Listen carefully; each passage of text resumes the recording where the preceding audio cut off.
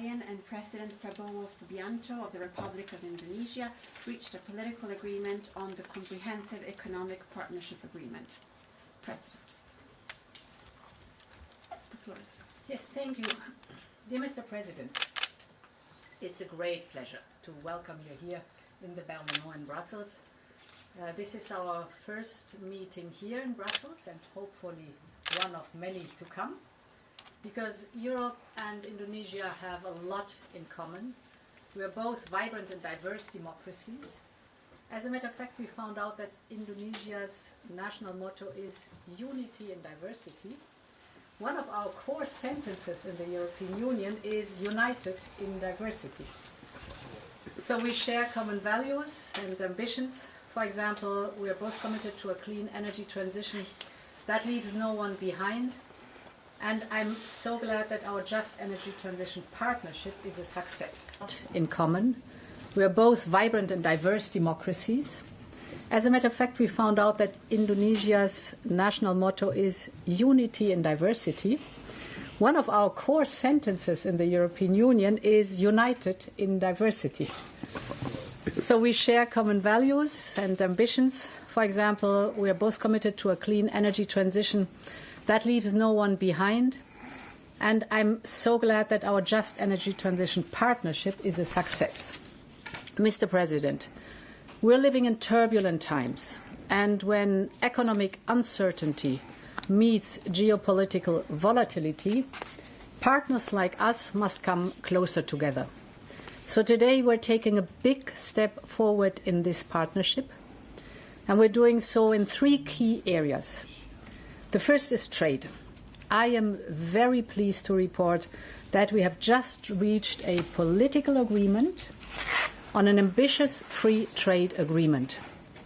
It's a comprehensive economic partnership agreement. We call it CEPA. After 10 years of negotiations, we have achieved a breakthrough. So, Mr. President, I want to thank you for your leadership. Together, we are sending a strong message about the importance of predictable, long-term partnerships. Partnerships that are built on trust, reciprocity, transparency, and shared values. This new trade agreement will bring great opportunities to both our people.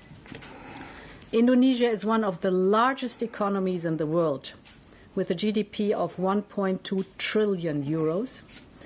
It is a leading supplier of goods that are vital for the digital and green transition, and it represents a growing market of over 287 million people. Together, we represent a market of 730 million people. Indonesia is also the ASEAN country with the largest economy, but today it is only the European Union's fifth trade partner in the region and the European Union's fifth largest recipient of foreign direct investment among the ASEAN countries. So there's a lot of untapped potential in our trade relationship, and therefore this agreement comes at the right time. Because the new agreement will open new markets, it will create more opportunities in key industries. Business active in agriculture, in automotive, and in services will massively benefit from it. This agreement will also help strengthen the supply chains of critical raw materials that we need to power the clean and the digital transition. We want not only a secure supply, but we want responsible supply. This we have in common. That means respect for the environment, respect for the local communities, and a clear focus on good jobs and local value creation. This is the European way of doing business, and you can count on us. My second point is on geopolitics and security. In times of global challenges like these, partners must strengthen their ties. Europe and Indonesia share a deep commitment to peace, to stability, and a rules-based international order. So today we discussed raising our relationship to a level of a strategic partnership. This would mean implement the important work we are doing together as part of the EU-ASEAN relations. So we've launched the discussion, and I sincerely hope we'll reach this important milestone together. My third and last point is on the connection between our people. They should be the first to benefit from our stronger ties. So I'm pleased to announce that the European Commission has adopted a decision on a visa cascade. It means that from now on, Indonesian nationals visiting the European Union for a second time will be eligible for multi-entry Schengen visa. This will make it easier to visit, but also to invest, to study, and to connect. In short, we're building a bridge between our societies. Mr. President, thank you again for coming. The message we send today is powerful and clear. In hard times, some turn inwards towards isolation and fragmentation. Europe and Indonesia are choosing a different path, one of openness, partnership, and shared opportunities. Now I look forward to swiftly concluding the free trade agreement. You are always welcome here, and you can count on Europe. Thank you very much. Thank you, Your Excellency, Madam President Ursula von der Leyen, President of the European Commission, distinguished delegates, ladies and gentlemen. First of all, it's a great honor for me to be here, to be received by the European Commission, and I would like once again to apologize for visiting you on a Sunday. I know this is a very out of the ordinary, so this is a really great honor that you give me, and also a great sacrifice. But I think this also shows the importance that we attach to the relationship between Indonesia and the European Union. I would like to say that today we have achieved a breakthrough. After 10 years of negotiations, we have concluded the agreement to have a comprehensive economic partnership agreement, which basically is a free trade agreement. We have achieved many agreements, basically that we will accommodate each other's economic interests, and we find them basically mutually symbiotic. Europe is a leader in science, technology, finance. We have critical resources. So the partnership between Europe and Indonesia, Indonesia also being a large part of ASEAN, I think this will be very important contribution to economic and geopolitical stability in the world. We consider Europe to be very important for us. That's why we would like to see more European presence and more European participation in our economy. And I'm very happy to see our respective ministers and commissioners achieving, I would say, strategic breakthroughs, so that basically we have no item of disagreement between EU and Indonesia, right? That's basically the conclusion that we have today. So I'm very happy.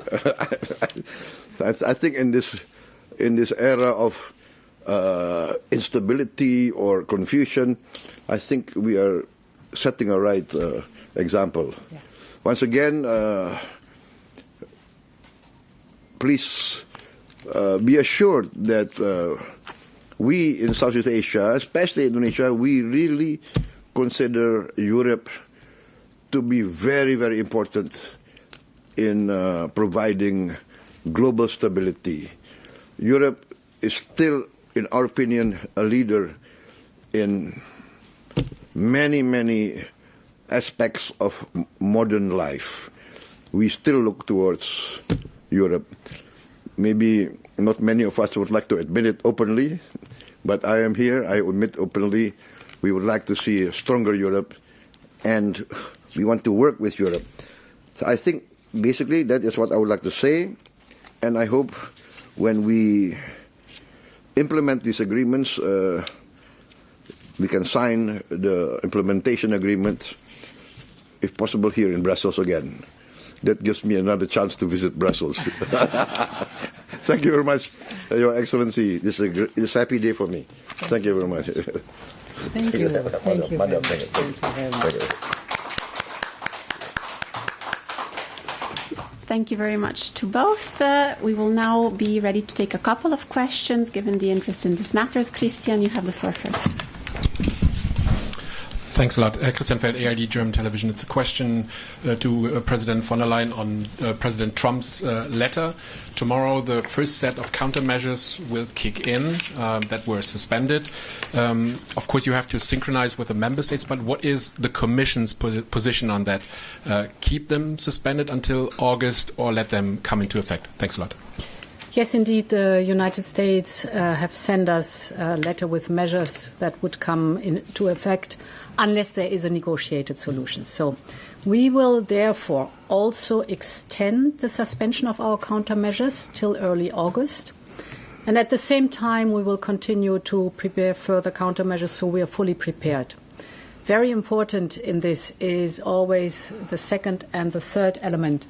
The second element is to diversify our trade relationships. So this big and important political agreement on a free trade agreement with Indonesia is today a huge milestone forward and shows that we are looking for new open market. And the third element, of course, is working on the single market itself, deepening the single market, because this is our safe harbor. You want... President, do you want to add? No? Then we will take a second question. Second question, Francesca. Madam President, Francesca Basso, Corriere della Sera. You received the letter from US. You always choose the dialogue as a strategy, but apparently is not paying off. So what is your reaction to this letter that has some strong tone? Thank you. So we have, as you know, a two-track approach. It's very important. We have always been very clear that we prefer a negotiated solution. This remains the case, and we will use the time that we have now till the 1st of August. And on the second track, since the very beginning, we have worked and now are ready to respond with countermeasures.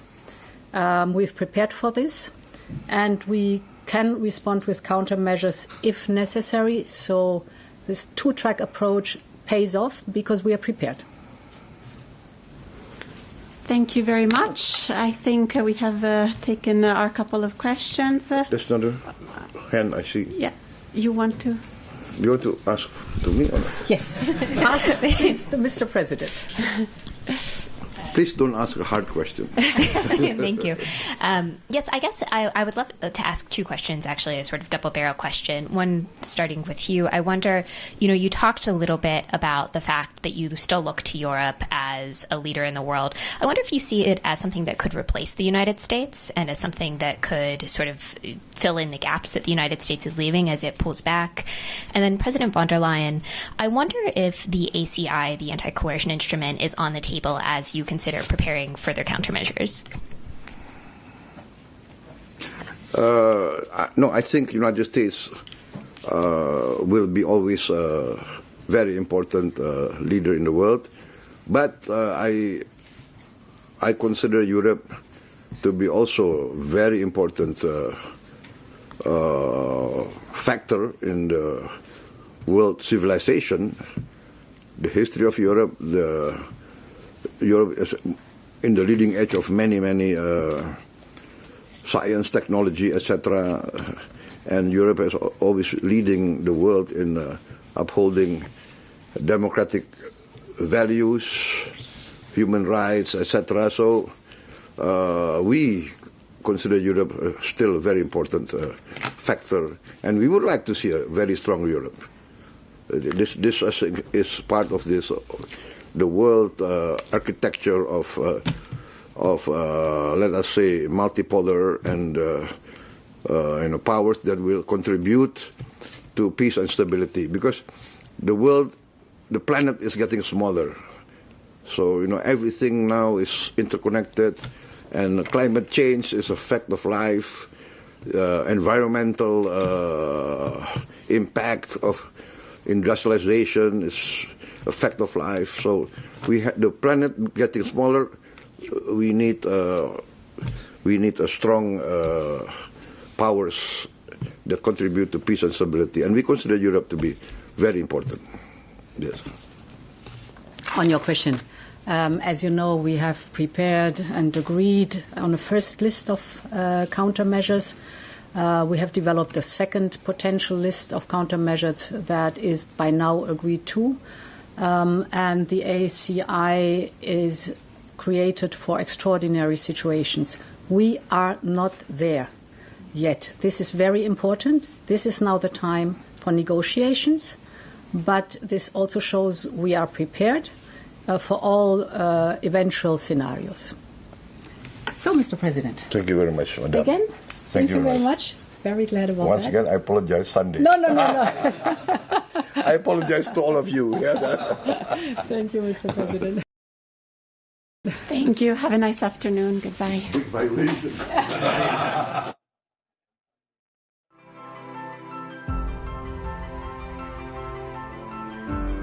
Karunia yang diberikan oleh Yang Maha Kuasa kepada kita sungguh sangat besar dan sungguh sangat beragam. Namun, tengah segala karunia tersebut, kita pun harus berani untuk menjadi bangsa yang berani, bangsa yang tidak takut tantangan, bangsa yang tidak takut rintangan, bangsa yang tidak takut ancaman.